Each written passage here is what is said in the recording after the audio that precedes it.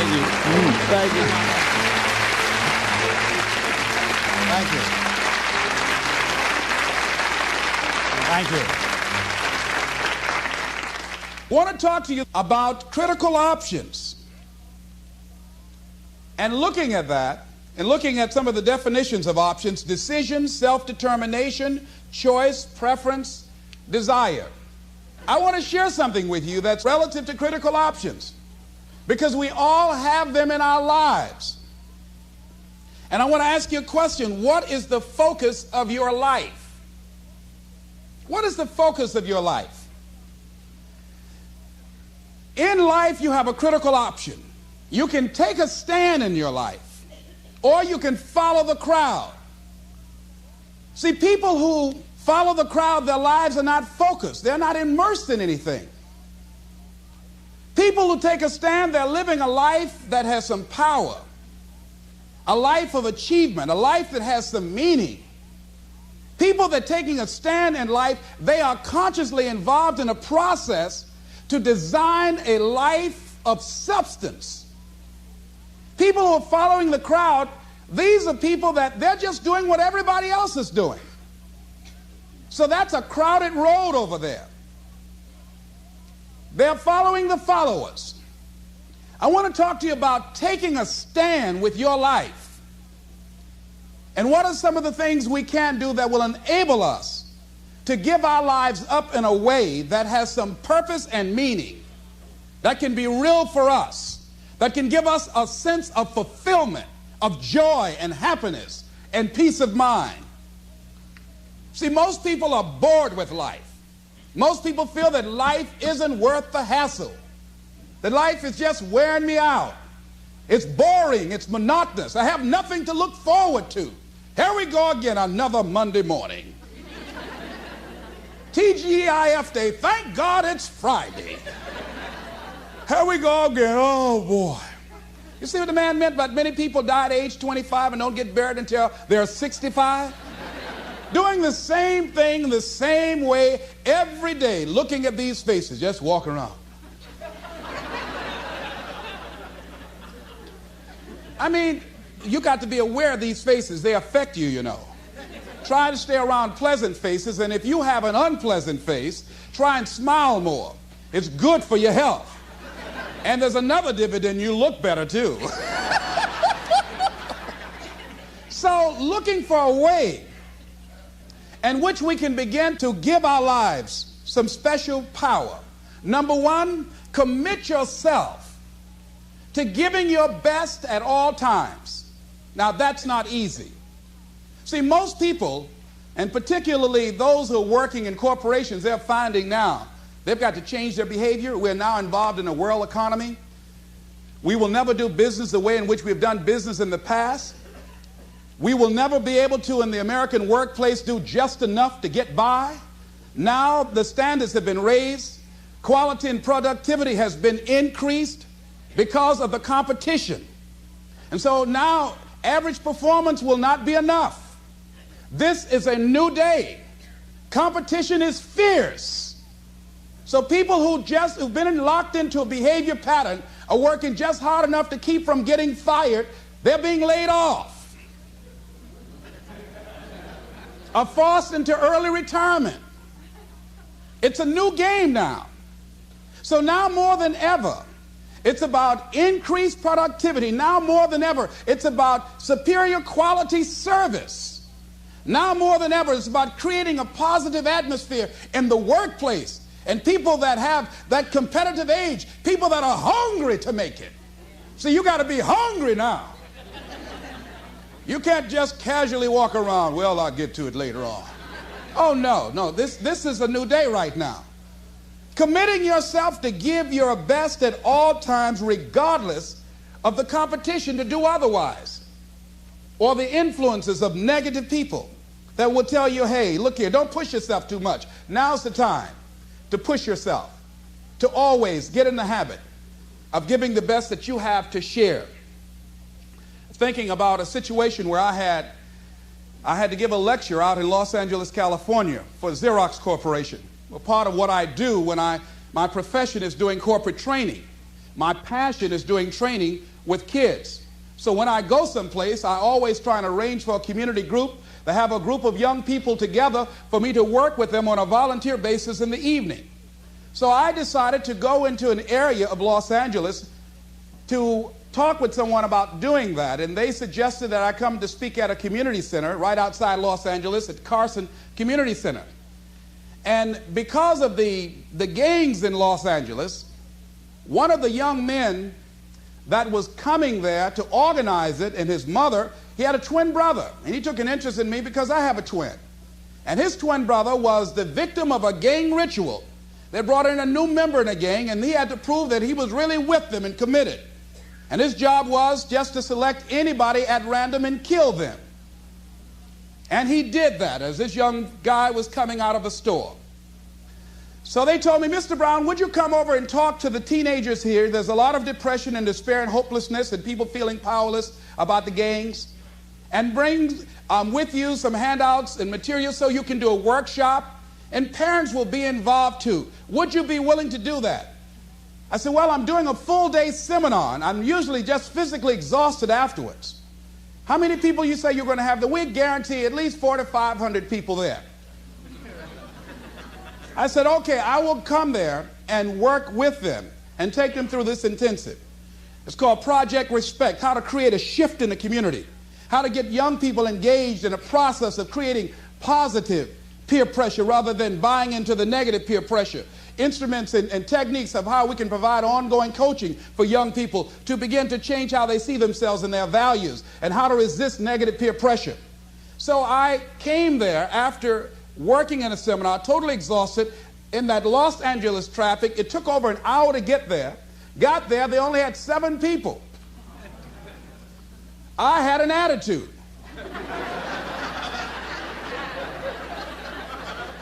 I said, you had me come all the way from Los Angeles after working all day just to talk to 7 people? You told me over 400 people were going to be here. Where are the parents? Only one parent here. My time is valuable. I've got all this material that we've copied to do a workshop. And so I went on and talked to those young people that were in the room, the 7 that were there, and I just gave them a little speech. And then I left.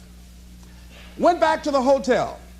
That night around 3:30 in the morning, the phone rang. The minister that invited me called me and said, Mr. Brown, I've got to ask for your attention for a moment. I said, what is it? Kenyatta, one of the young men who was there, wanted to talk to you. He was the brother of the guy that was killed. He'd like to talk to you. He's been here for over an hour, and I told him, please don't call you. But he insisted. Would you please talk to him for a moment? I said, yes, put him on the phone. Kenyatta, what can I do for you? He said, Mr. Brown, I listened to your tapes for a long time. I've grown to love you and admire you. Among the things that I heard on your tapes that you said you must deal with circumstances such as you find them. You came in this evening, and I admit, no, we did not have the numbers that you asked for. No, we did not deliver as we had promised we would. But we were looking for you, the motivator, to give us some hope. We were depressed, and we don't know what to do. We were looking for some direction. And you were so caught up in pouting with your ego because we didn't have the place full. You didn't give us your best. I said, excuse me, I was laying in bed. I sit up then. Wait a minute here.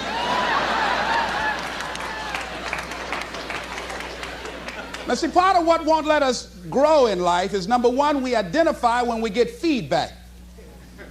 We start taking it personal. Number two, we start to justify. So I became defensive, and I said, wait a minute. I worked all day. I didn't charge y'all a quarter for this. I went carpet material. I came over there. I was there to give a training for the people, and all y'all had to do was bring people there. If you don't do it for me, for the next speaker that you have, at least provide an audience for him to work with. He said, are you through, sir? I said, yes. Mr. Brown, you said you must deal with circumstances such as you find them.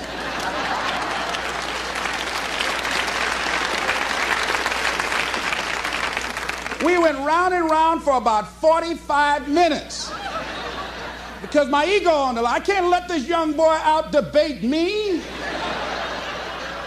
He was not intimidated. I used all the verbal gymnastics and examples I could. He would not budge. And I said, okay, I'm sorry. Give me a break. And he said, it takes a big man to say he's sorry.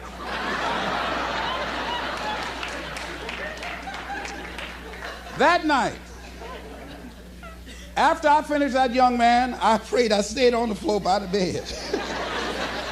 I said, Lord, if you ever give me a chance to speak again, I don't care if it's one person in the audience, I'm going to wear that one out.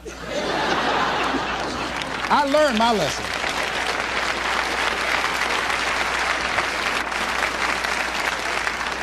I want to read something to you called The Builder that kind of touched me. Because when you start looking at giving your best at all times, that's not easy. But when you are committing yourself to doing something, those are the standards that you set for yourself because that's who you are. If you're working on a job where you're miserable, they're not paying you what you're worth. You don't like the work, you don't like the people, and you're dissatisfied. If you have decided to continue to take a paycheck, you owe it to yourself to give it your best effort.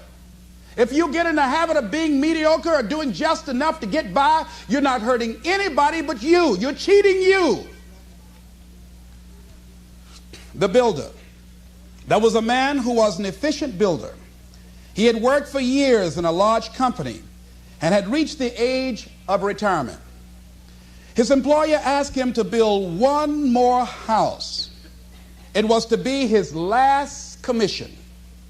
The builder took the job, but his heart was not involved. He used inferior materials. Timber was poor, and he failed to see the many things that should have been clear to him had he shown even his normal interest in his work. When the house was eventually finished, his employer came to him and said, "The house is yours. Here's the key. It's a present from me." The builder immediately regretted that he had not used the best materials and engaged the most capable workers. If only he had known that the house was for him. Whoa.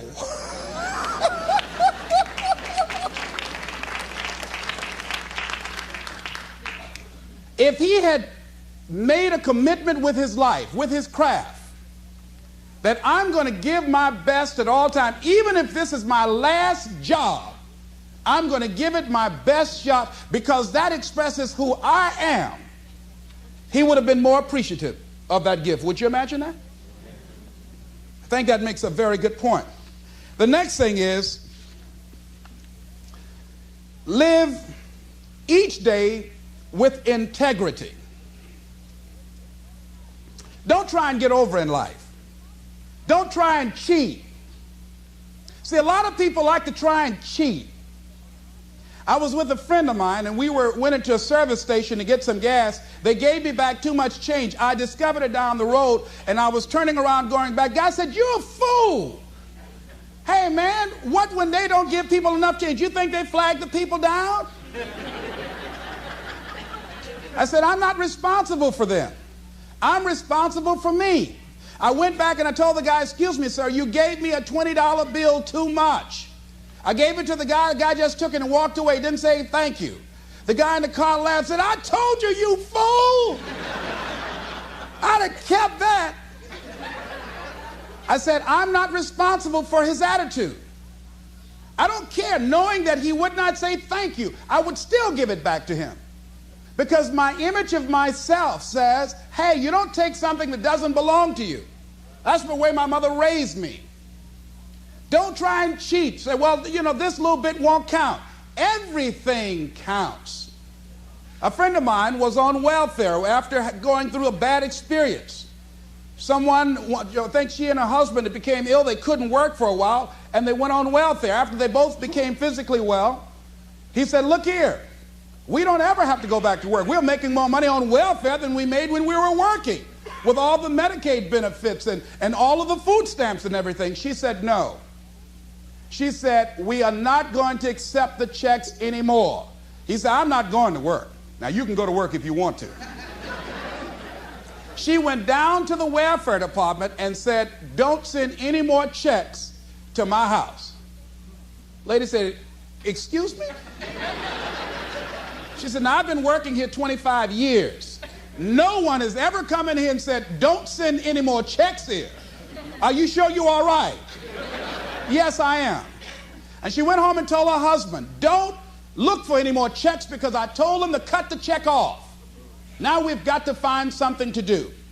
And they started a paper route and got over 1,500 customers and were making money hand over fist in a spirit of dignity and achievement, not ripping anybody off. That was a critical choice.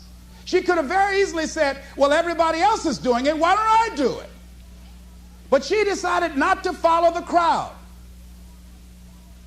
I like what Whitaker said, what you think about me is none of my spiritual business.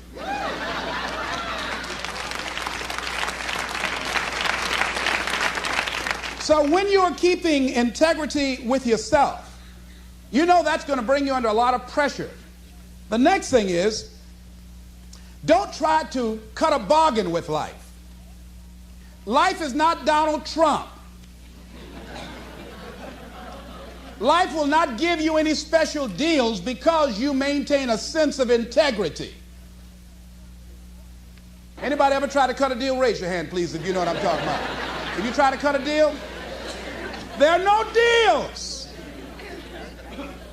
There are no deals. You've got to do what you do because, not with any ulterior motives, that you're going to get some special benefit or some special treatment in the universe. No. Doesn't mean that somebody might not steal your car while you're trying to do some good for somebody. No, there won't be any special light around your car. They will take your car too. All the good people. You're going to go too. You've got to do what you do because that expresses who you are. And for no other reason.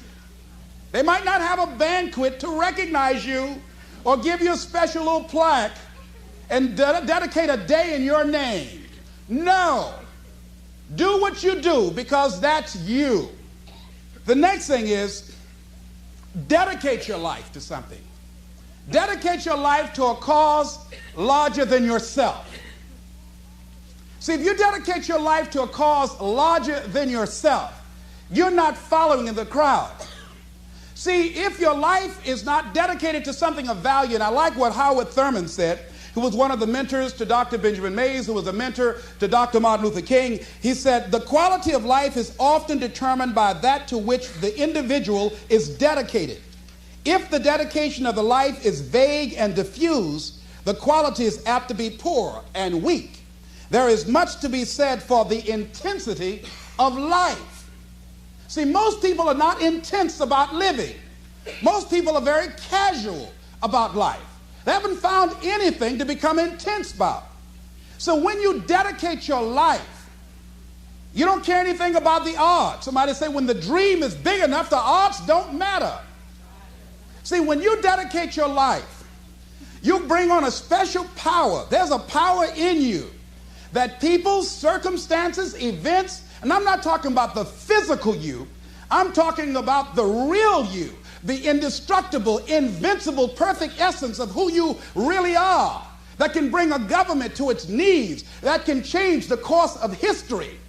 When you dedicate your life like a Nelson Mandela, who has decided to sacrifice his freedom, all he has to do is say whatever the government wants him to say, and they'll let him go free. And he can go to a foreign nation and say, I just said that because I've been in prison for over 20 years.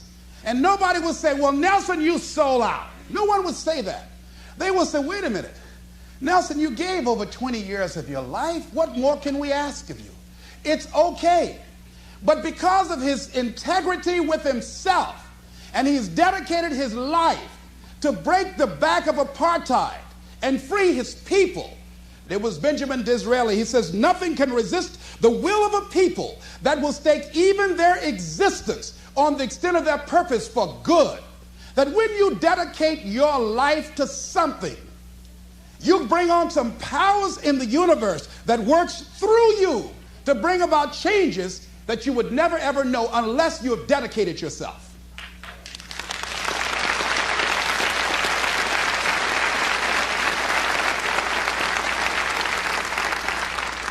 So I say to you that there is a Mother Teresa in you. There's some work for you to do. I say to you that there is a Nelson Mandela in you. That kind of commitment, that kind of spirit, that kind of personal power, that kind of vision of allowing yourself to be used by life is in you. That all of us came here to do something, to make a difference. And in a historical context, the world will never be the same again because you came this way. Anytime somebody asks me how I'm doing, I say I'm doing better than good and better than most, and sometimes even better than that. Let me tell you where I got that from. When I was involved in broadcasting, I used to have the first hour of my show as a disc jockey in Columbus, Ohio. I used to give an inspirational program. And there was a lady that used to call me by the name of Audrey Pelmore. Audrey worked at University Hospital. Audrey was an enthusiastic personality that everybody liked her. I mean, she had a radiant smile, and she was just one of those people. You ever meet one of those people that everybody just liked them? She was one of those kind of folks. Audrey became stricken with muscular sclerosis at a very young age. And after a while, she became confined to a wheelchair. She had children. And because of her physical deterioration, she could no longer take care of her children, and she had to be confined to a nursing home, Alum Creek Nursing Home on Nelson Avenue in Columbus, Ohio. Audrey used to have the nurses at the hospital call the radio station and put the phone to her ear. And she would ask for a certain request, and I would ask her to say a few words to the listening audience. One day, while I was doing my program, I got a call from one of my regular callers, a young lady by the name of Shirley. Shirley, on this particular day, there was a sound in her voice, and I detected that something was wrong. And she said to me, "It's nice talking to you, Les. I'll be seeing you." And I said, wait, hold a minute, Shirley. There's something wrong. She says, "There's nothing wrong." I said, "There is, Shirley. I know you. Come on, Shirley, what's wrong?" Well, Shirley had been diagnosed as having cancer of the breast. And they told her that she had a 60-40 chance of not surviving. During the time that she had had her medical examination, her husband had become distant. Through the pressure of losing her husband and the illness, she just felt, hey, I'm not the kind of person that can handle suffering, and I'd rather just end it quickly. She was at a critical point in her life, and this is the option that she decided to take. I did everything I could to discourage her, to give her a reason to want to go on living. I was trying to find something that she can hold on to that would give her a sense of hope, some thread. And I use scripture and everything. And one of my fallback positions, Lord, grant me the serenity to accept the things that I cannot change, the courage to change the things that I can, and the wisdom to know the difference. And she didn't budge. That did not work. And I was out of my arsenal of what can I do to hold on to her, to get her to change her mind, to create a shift in her thinking. And the thought came to me. I said, "Shirley, could you wait until tomorrow?" She waited for a long time before she answered. She said, "Why tomorrow?" I said, "Because if you wait until tomorrow, I'd like to take you by to see Audrey Pelmore. You remember Audrey that I talk about all the time on the air?" She said, "Yes, I like her. I would like to meet her." And she met me at the Alum Creek Nursing Home, and when we got there, we were both very silent because I'd made a pact with her that if this was not enough to discourage her from taking her life, then I would honor our agreement and I would just release her. And I was going to talk to somebody else to try and get her. I didn't tell her that.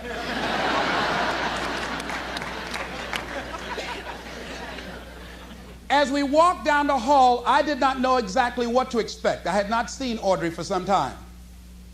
When we walked in the room, there Audrey was, all twisted, physically deformed.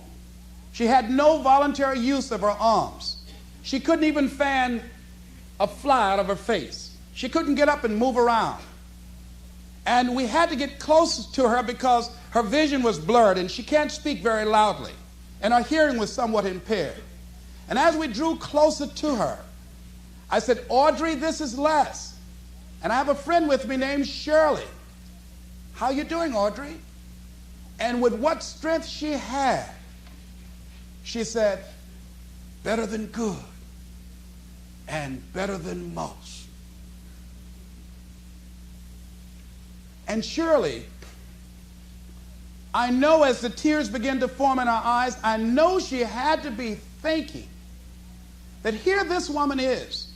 She's been on her back, a prisoner in her body for 17 years. She can't turn herself. She can't get up and go to the restroom. She said to me, Les, I'd love to be able to get up and walk out of here with you. I'd love to be able to take care of my children, to be a mother to them, to see them graduate from high school. She said, Les, I can't do that. And I'm doing better than good and better than most.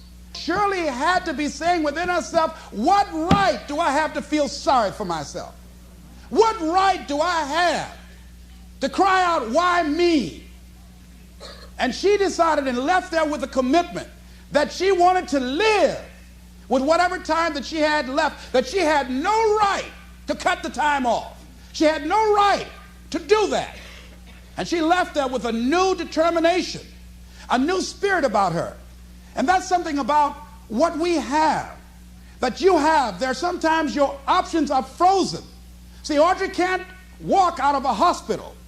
She did not have the capacity to take care of her children, but she had a freedom of spirit.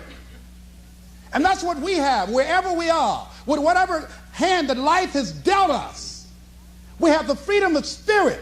We can go through life whining and weeping, or we can have the kind of spirit that people will say, hey, there's a blessing to be around that person. The staff at the hospital used to go in her room to be encouraged and inspired by her because she didn't feel sorry for herself. And she didn't go through life blaming everybody. I'm reminded of a young guy who was on a bus, a little young fellow, and some kids were picking at him, some bigger guys, and they kept on thumping him on the head and hiding their hands. And so he got tired of them doing that, and he stood up so he would not be around them, out of their reach. And they took him and said, sit down. They set him down. And he stood back up and said, I don't want to sit down. They said, sit down. Didn't we tell you? And they pushed him back down. I don't want to sit down. They said, sit down. And they held him down. And he looked at him. He said, you might hold me down, but I'm standing up inside myself.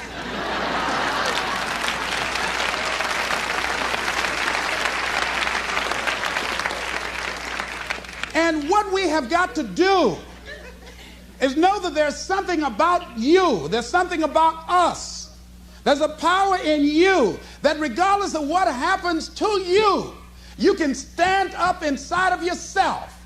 I think that's what the poet meant when he says, out of the night that covers me, black as a pit from pole to pole, I thank whatever gods there may be for my unconquerable soul. You have an unconquerable soul. Something that George Bernard Shaw said that I think has some power for us. I'd like to share it with you. He said, this is the true joy in life. And one of the things that he said, and I love when he talked about man and Superman, he said that we should establish a tribunal where people would be required to come once a year to give a reason why they should be permitted to go on living for the next year. Can you imagine all the do-nothings hopping from one foot to the other trying to give some justification why they should be allowed to live for the next year? Well, what do you do? I drink a little bit. What are you contributing to life? I go to work every day. No, no, are you making a difference in the universe? Why should we allow you to continue to occupy this space? Can I come back to that one?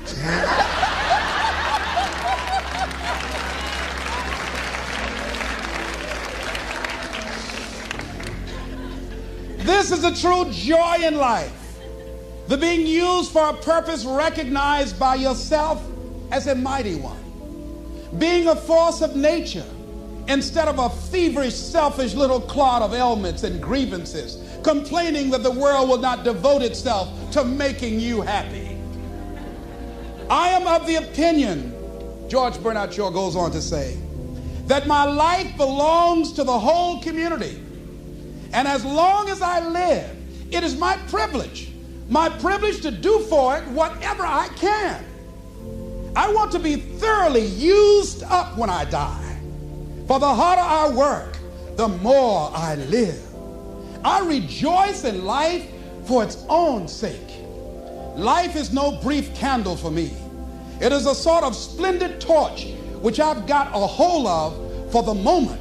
And I want to make it burn as brightly as possible before handing it on to future generations. This is Mrs. Mamie Brown's baby boy, Leslie Calvin Brown, saying it's been a plum-pleasing pleasure as well as a privilege. Thank y'all here.